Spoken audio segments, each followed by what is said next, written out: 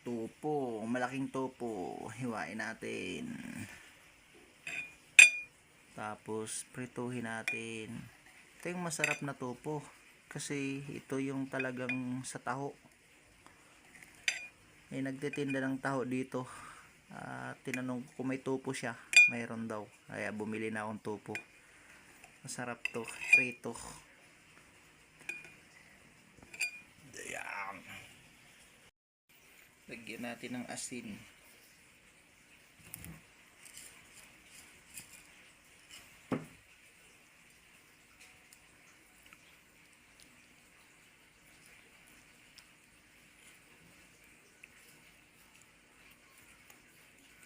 Ayan, ito ng asin para may lasa.